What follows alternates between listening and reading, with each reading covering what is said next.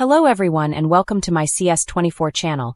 I hope everyone is having a wonderful day. Before we begin, please hit the subscribe button and give this video a thumbs up. 90 Day Fiancé. I think I know the real reason Jasmine Pineda's keeping Matt Branis in friend zone. Is the honeymoon already over? Jasmine Pineda from 90 Day. The Last Resort hasn't introduced her baby's father, Matt Branis, as her partner, and I believe I understand why. I have enjoyed watching Jasmine's journey on reality TV over the past 4 years. I particularly appreciate her dramatic personality, which has created many entertaining moments on the show. At first, I admired Jasmine for appearing honest and authentic. However, my opinion of her changed when she deceived Gino Palazzolo about her intimate encounter with her ex, Dane. She withheld important information, such as the fact that she moved into an apartment near Dane. I was very hopeful about Jasmine and Gino's relationship. I thought they were compatible and wanted to see them build a family together. Surprisingly, their relationship worsened after marriage. They struggled to overcome their intimacy issues, so they joined 90 Day, the last resort to undergo therapy. I still hoped they could make things work, but Jasmine shocked everyone by mentioning that she wanted an open marriage. She introduced her gym friend, Matt Branis, claiming he was just a buddy. However, things progressed quickly, and in early 2025, Jasmine announced she was pregnant with Matt. Over the months, Jasmine recognized Matt as the father of her child.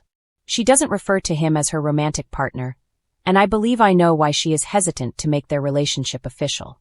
Throughout this time, I have observed Jasmine frequently describe Matt as a close friend. Recently, Jasmine even posted an Instagram story stating, "Matt is just a support system and a good friend to her."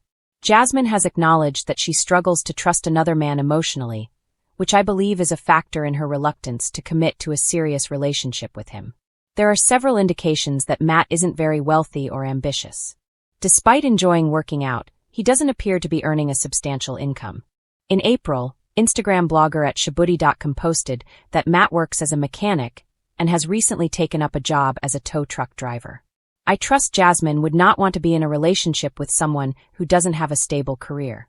She met her husband, Gino, on a sugar baby website and entered a relationship with him, possibly to obtain a K-1 visa to come to the United States. Now that she is living in the US, she seems uninterested in committing to another relationship. It appears she wants to keep Matt as a backup option to enjoy the benefits of their connection without the responsibilities of a formal relationship. I suspect the 90 Day, the Last Resort cast member is focused on her own best interests, which may explain her proposal of an Jasmine introduced Matt Branis into her orbit on 90 Day. The Last Resort, fans and critics alike have speculated. Is Matt really just a friend, or is Jasmine deliberately holding him at arm's length for deeper reasons? While there are many surface theories, I think the real reason lies buried under past wounds, identity recalibration, and emotional guardrails. Wounds from the past and the fear of repeating mistakes. Jasmine is no stranger to heartbreak and relational turbulence. Her past marriages have ended, and the emotional aftermath of failed unions often leaves scars that shape future behavior. In many reality TV-type narratives, people who've been wounded become hypervigilant. They refuse to give full trust too soon, they hold back intimacy, they test the water with new connections while still protecting their core. If Jasmine has experienced betrayal, disappointment, or emotional abandonment before, then Matt can represent both possibility and risk. To keep control, she may deliberately maintain a boundary.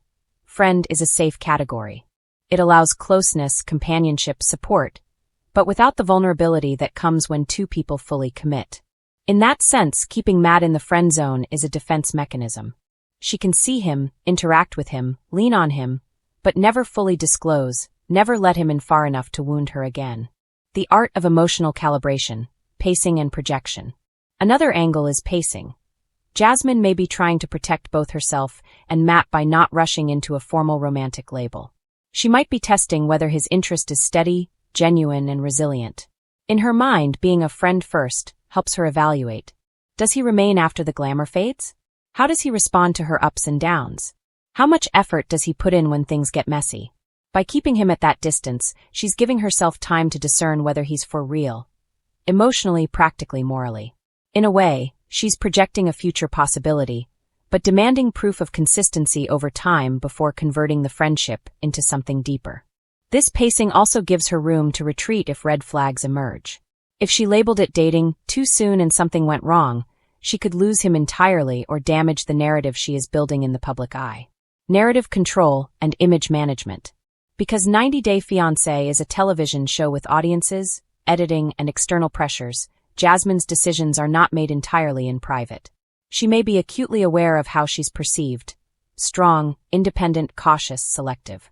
By calling Matt a friend, she retains control over the narrative arc. If things go badly later, she can point to him as just a friend, rather than admit misjudgment in romantic choices. It's a subtle hedge.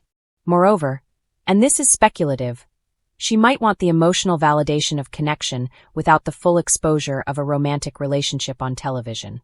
The title friend gives some plausible deniability. It allows her to show closeness, moments, conversations, vulnerability, without fully committing on camera in a way that could be edited to look bad later. In many reality shows, relationships are weaponized by producers. Conflicts, misinterpretations, villain edits, etc. By keeping Matt in that gray zone, Jasmine might be trying to protect herself from being painted as too eager, too trusting, or the one who jumped the gun. Internal conflict, desire versus fear. Certainly, she may feel a genuine attraction or affection for Matt, and yet simultaneously fear what opening up fully would cost her. That tension between what she wants and what she fears can produce ambivalent behavior. She lingers in the friend territory, oscillating between closeness and distance. Her emotional world may demand space. She may not want to leap into a romantic label until she feels she can maintain autonomy, avoid being swallowed, or prevent emotional collapse if things go wrong. The friend zone is less risky. She can retract, she can back out, she can let things cool if needed. Also, admitting to romantic feelings, especially on a public platform, is admitting vulnerability. It's giving others a degree of power over your emotions. To maintain sovereignty, she might subconsciously restrict how much she lets Matt inside. Hidden agendas, power dynamics, or strategic delay. In some relationships portrayed on reality TV, one partner holds back for strategic reasons. Either to negotiate better terms, maintain leverage, or preserve a certain dynamic. Jasmine might, consciously or unconsciously, want to see how much Matt changes, how much he sacrifices, or how far he is willing to go, and only reward that by elevating him beyond friend. In that sense, friend zone becomes a threshold test. Those who cross it earn access to something deeper. Meanwhile, those who cannot push through the boundary remain at distance. It's also possible she fears losing control, in the relationship narrative, once she acknowledges a label. Once boyfriend or partner is in place, expectations, responsibilities, and obligations intensify.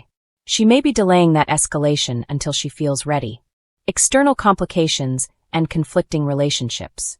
We can't ignore that Jasmine is, or was, married to Gino Palazzolo during these events, and her journey with him has been tumultuous. The attempt to open up the relationship, or to allow side dating, complicates her inner logic. In such a context, introducing Matt as a friend, not as a suitor, might be her way of compartmentalizing feelings so as not to destabilize what she already has. Knowing that she is legally, or publicly, bound to someone else could inhibit her from fully embracing Matt. Until she resolves her status with Gino, emotionally, legally, psychologically, she may see romance with Matt as premature. Thus, friend keeps things loose until those conflicts are settled. There could also be external pressures, from family, public perception, production demands, that push her to delay openness. She might be negotiating, consciously or unconsciously, between different relationships, reputations, loyalties.